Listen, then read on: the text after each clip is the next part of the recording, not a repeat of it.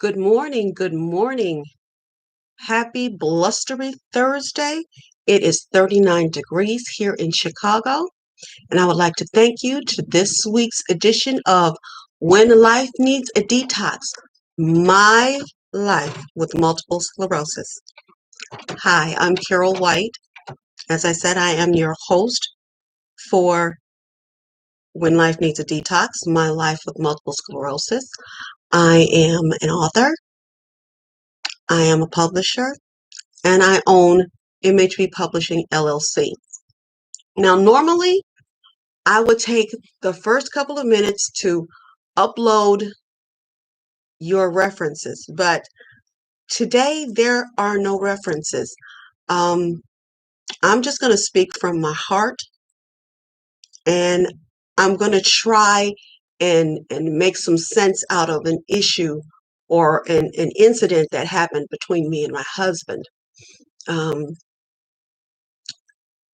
Today's topic is MS and caregivers. We've got to communicate better. Now, I'll tell you how this came to pass. The other day, I was in the kitchen making dinner. Now, normally this doesn't really bother me, but now that I have MS, I have to realize that I can't do a whole lot in the morning and afternoon and then expect to be able to function in the evening. So that morning I had done like maybe 2 or 3 loads of clothes going up and down the stairs of my 2-story home. So by the time I'm getting around to making dinner, which was actually not supposed to be a great big deal, I was very fatigued and I was in a lot of pain. And my husband came up from the basement and he sees that I'm fatigued and that I'm in a lot of pain. And he says, "Well, baby, do you want me to take over cooking the meal?" Now, I'm going to tell you something. I was so glad to hear that question. I did not know what to do. And as I was about to answer my husband and say, "Yes, baby, I need you to take over. Thank you so much," he uttered 2 words that just turned the whole situation around. He looked at me and said, "Last chance." I'm like, what? This was the face I had. But I was too tired and in too much pain to have the blessing out with my husband that we needed to have to resolve that particular statement. Last chance. So I went and I sat down. And my husband did. He finished the dinner. He served me dinner, made sure I had everything that I needed. He did the dishes, the whole 9 yards. It was great. But I was stuck on 2 words. Last chance. Now, my husband is my caregiver. And I mean to tell you, this man goes above and beyond. You know, because of my MS fight, I rely on my husband a whole lot more than I used to. And I know part of the issues that we're having is that I was very independent. My career, 29-year career as a Chicago police officer, left me very independent. And I was self-sufficient, and I was, just to be honest, I basked in the glory of being able to take care of myself and be self-sufficient. Now, when I got married, I did realize I could rely on my husband, but it was nice to know I didn't really have to. Well, now I have to. And it's a feeling I love it. I'm glad that he's there, but I have to get used to relying more and more on my husband. I mean, to be honest, like right now, I can't drive long distances because it just creates a whole lot of pain. So my husband, after he gets home from work, will take me to my doctor's appointments. And doctors' offices and medical centers are never close to your home. So he's driving long distances to get back home, long distances to get me to my doctor's appointments, long distance to get me back. He's picking up prescriptions, so that I don't have to leave the house. He picks up the groceries. I mean, he's taken on a lot of the duties that I took care of just because I felt that was what I needed to do. You know, and like I said, my husband will help me with dinner, or if he sees I'm too fatigued, he'll go and pick up dinner because he sees I can't adequately get around the kitchen. And normally I don't have any complaints, I'm telling you. But it was those two words, last chance, that just kind of stuck with me. I couldn't get around that. So I decided at that point, number one, that I was too fatigued and pained to have an argument.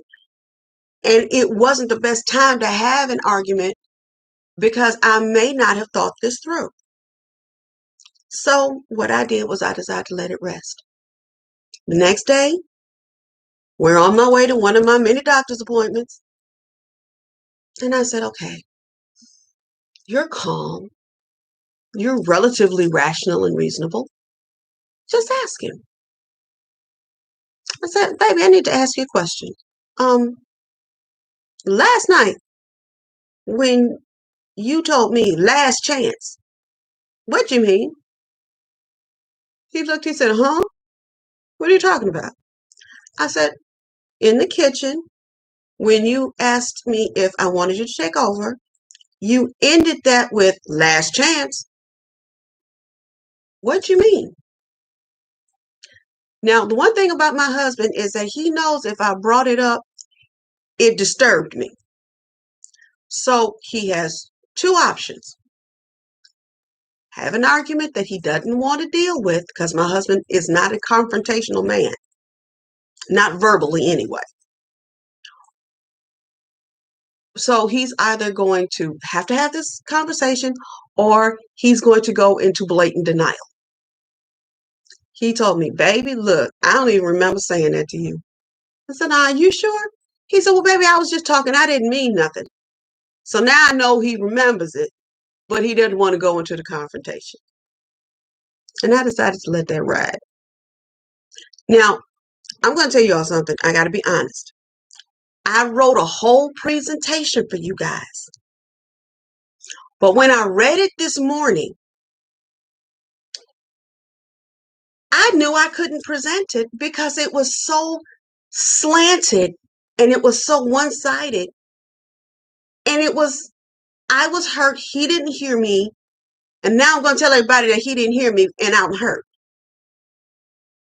Okay. My husband didn't hear me. But actually he did because he knew not to get into the argument. And, we have to look at things realistically when we start talking about our caregivers.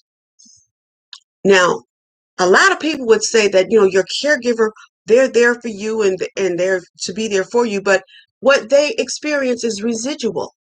No, actually, it's not. They're there with you through everything. Like I said, my husband saw the pain on my face, and I know it broke his heart because that man loves me like nobody's business. But my husband is not the best communicator at times. And that was one of the times that he wasn't the best at communicating. And guess what? We're going to run into situations and instances where our caregivers are not going to say things the right way for us. Because I want to tell you something.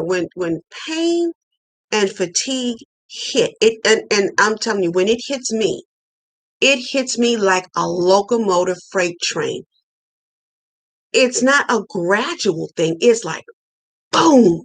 And all of a sudden, everything goes weak. I get the spasticity, muscle spasms. Let's just put it that way. And I get weak and my legs don't want to move. My hand curls. And it's all instantaneous. So I know that my husband knows the signs. He knows when to ask. But what he didn't know was that those two words, last chance, would have set me off. Because in my mind, you tell somebody last chance, that's an ultimatum. I don't need ultimatums at this point. And he and I are really going to have to sit down and have a nice long talk. But the thing I wanted to make clear today, MS warriors, MS caregivers, make sure you communicate what you're trying to express in a way that does not harm, aggravate, or frustrate each other. Because now there are times when we MS warriors are not on the right side of this communication deal either. We can be just as shady as we think our caregivers are being. And we don't always speak to them with the love and respect that they deserve. So everybody just needs to take a moment, take a breath, and think about how you would feel if what you're about to say was directed to you.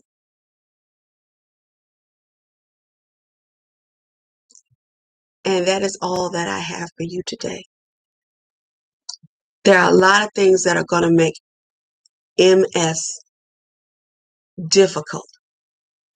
Poor communication is going to be one of those things that makes it difficult. Be good to each other.